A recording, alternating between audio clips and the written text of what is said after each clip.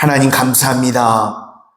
오늘도 주의 택한 백성들 생명 허락하여 주시고 믿음 허락하여 주셔서 하루의 가장 처음 시간 주님 앞에 나와 주님과 동행하는 인생 되게 하여 주시니 감사를 드립니다.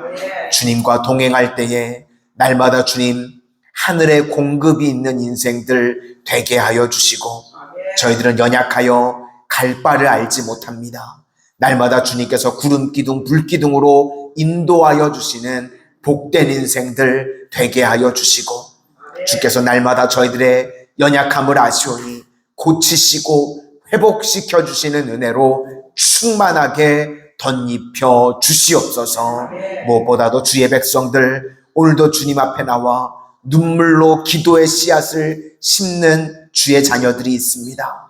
뿌려진 눈물의 씨앗들이 하나님의 때에 30배, 60배, 100배로 열매 거두는 은총의 역사들 임하게 하여 주시옵소서. 예수님 이름으로 기도드립니다. 아멘. 오늘은 성령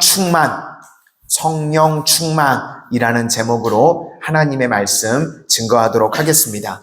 먼저 1차 인구조사를 했더니 60350, 60만 3,550명이었습니다. 이렇게 숫자를 다 세서 우리가 민수기라고 그럽니다. 그런데 오늘 본문을 보니까 셀 수 없는 부분이 있다는 것입니다. 레위인 파트는요, 숫자가 없습니다. 수를 세지 말라고 말씀하십니다. 왜 그런가 하면 영적인 부분이기 때문에 그렇다는 것입니다. 그래서 오늘 본문 49절을 보니까 레위 지파만은 계수하지 말며 그들을 이스라엘 자손 계수 중에 넣지 말고.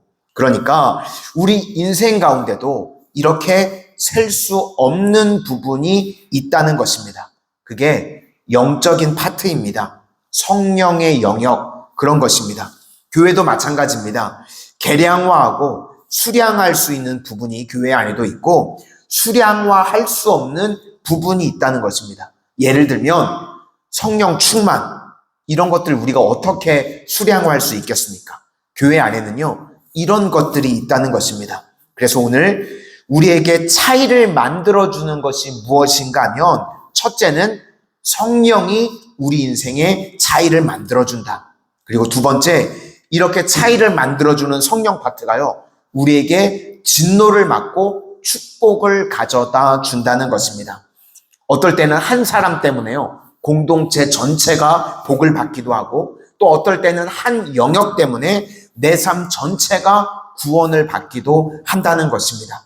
먼저 첫 번째로 차이를 나타내는 것이 무엇인가 하면 성령이 차이를 만들어낸다는 것입니다.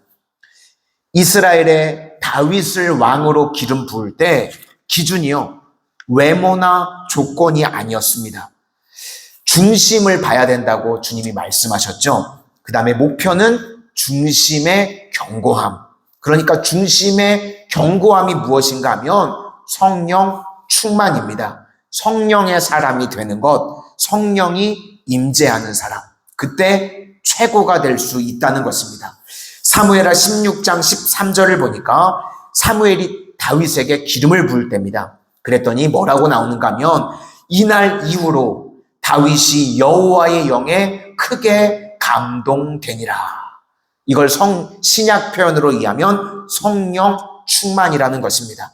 반면에 사울 왕은요, 사무엘상 16장 14절에 여호와의 영이 사울에게서 떠나고 여호와께서 부리시는 악령이 그를 번뇌하게 한지라.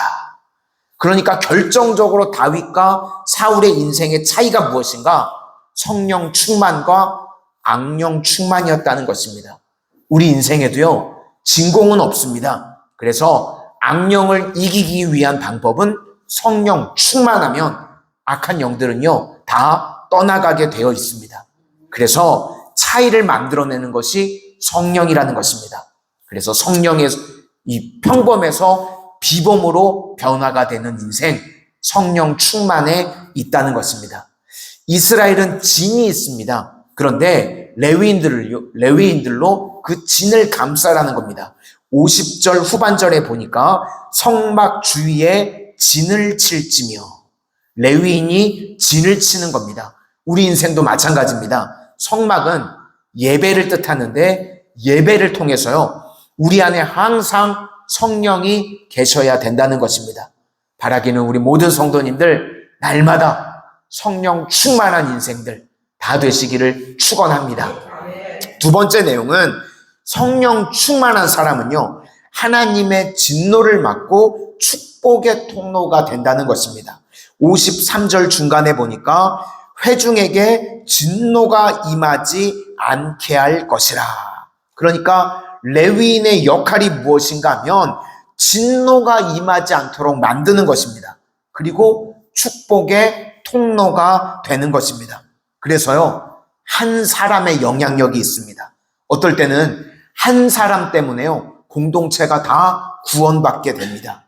요셉이 대표적으로 그렇죠. 보디발 장군 집에 갔더니요, 요셉 때문에 온 집안이 복을 받습니다.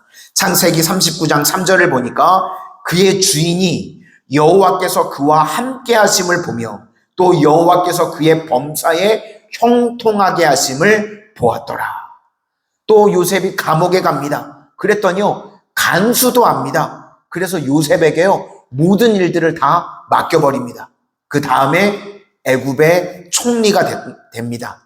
그랬더니요, 나라 전체가요, 다른 나라들은 다 굶어 죽고 있는데 요셉 때문에 나라가 되죠. 경제 시스템이 돌아가고요, 나라가 융성해집니다. 한 사람의 능력이라는 것입니다. 우리 성도님들이요, 우리 교회 안에서 또 세상에서 그런 역할을 감당하실 수 있기를 바랍니다. 우리 한 사람이 성령의 사람이 되면 어디를 가든지 우리가 다 레위인입니다. 내가 회막입니다. 그래서 하나님의 진노를 막는 능력이 있고요, 축복의 통로로 쓰임받게 된다는 것입니다. 성경에 보면 나오미라고 하는 여인은 이 불행한 여인이었습니다.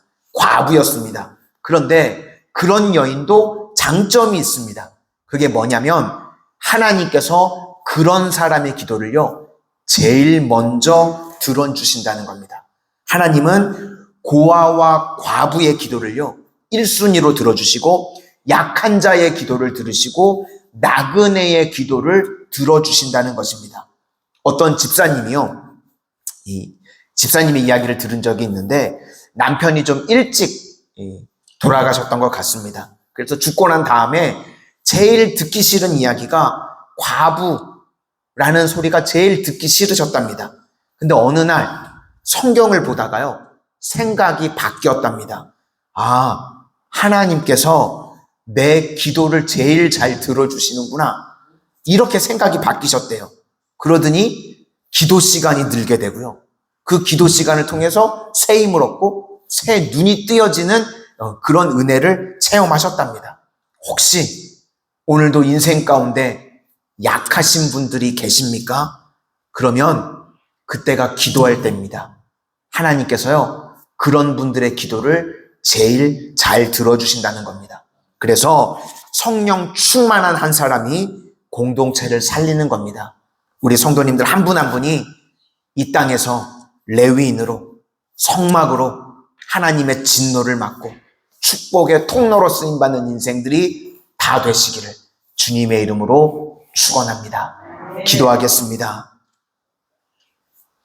날마다 저희들 성령 충만하게 하여 주셔서 우리 성도님들 한 사람 한 사람을 통해서 하나님 진노를 막는 역할을 하게 하여 주시고 저희들 한 사람 한 사람을 통해서 축복의 통로로 쓰임받는 가장 복된 인생들 되게 하여 주시옵소서.